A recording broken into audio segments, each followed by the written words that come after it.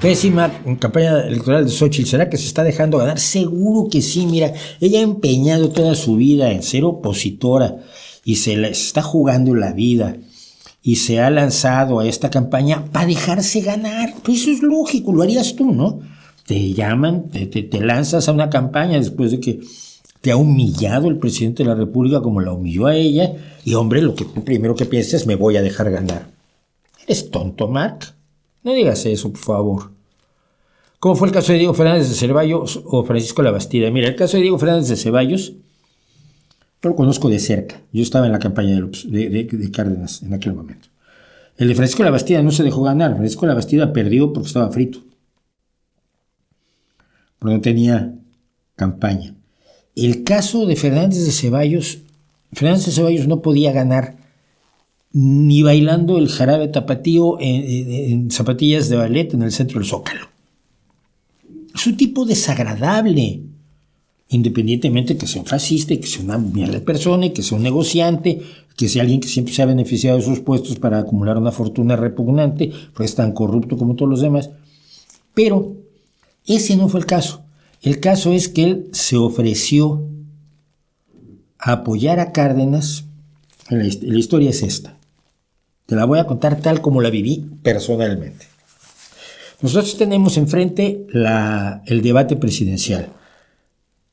El hombrecillo Zedillo, tipo oscuro, gris, irrelevante, que entra como sustituto de Colosio, porque era el único que no tenía puesto antes de los 6 meses antes de la elección, que es lo que dispone la Constitución, que no estés trabajando en el gobierno 6 meses antes de la fecha de la elección. Y como Zedillo era el jefe de campaña de Colosio, pues quedó que era el único que podía sustituir efectivamente a Colosio. Entonces tenías al hombrecito irrelevante. Tenías a Fernández de Ceballos, que es un tipo potentísimo. Y tenías a Cárdenas, que venía de haber sido directamente asaltado para robarle la elección del 88, pero como no se pudo probar, decidió hacer un partido. Y esto se lo admiraré yo siempre, ¿no? Yo estuve con Cárdenas en lugares donde la gente se adelantaba y le decía: usted ordena, ingeniero. Y si lo veías en el rostro de la gente, si Cárdenas hubiera dicho: avanzamos sobre la Ciudad de México, esa gente va. Esa gente va, algunos con machetes, otros con escopetas, pero va. Lo que había generado en el 88 Cárdenas en México era impresionante. Entonces en el 94, de frente al debate, estamos los grupos de comunicación preparando tarjetas para todos los ataques que puede lanzar Zedillo y Fernández de Ceballos y cómo se deben responder. Estos son los trabajos que se hacen en campaña normalmente. Entonces estábamos en eso. Éramos 3 grupos que no teníamos relación entre nosotros. Luego con los años hablé con otros que habían estado en los otros grupos de comunicación, porque muy inteligentemente Cárdenas tenía 3 grupos de comunicación independientes para tener variedad de opiniones. A mí me pareció brillante. Entonces estábamos en eso cuando llegó la orden, porque sé quién lo dijo, ¿no? Uno de los cabezas del equipo de comunicación en el que yo estaba.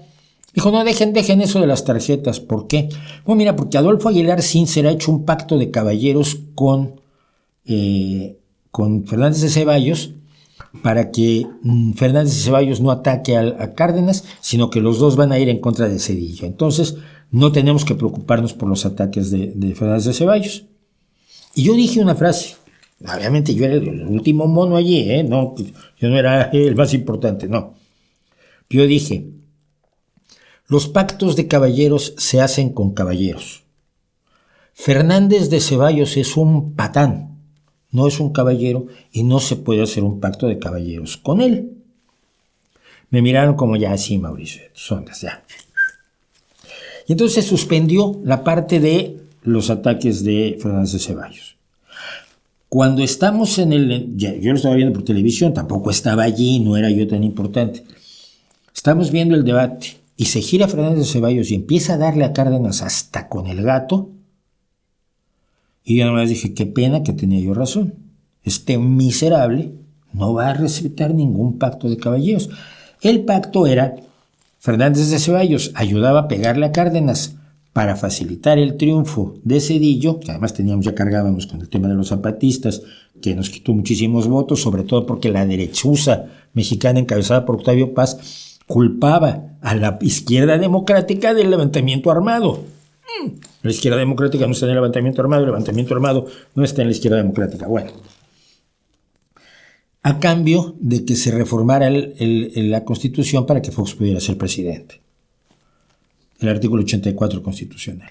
Ese fue el trato que hizo finalmente Ceballos con Zedillo, traicionando el pacto de caballeros que había hecho con Cárdenas a través de Aguilar Sincer. Okay. Así que estás muy equivocado. Xóchitl nos está dejando ganar, simplemente lo más probable es que gane.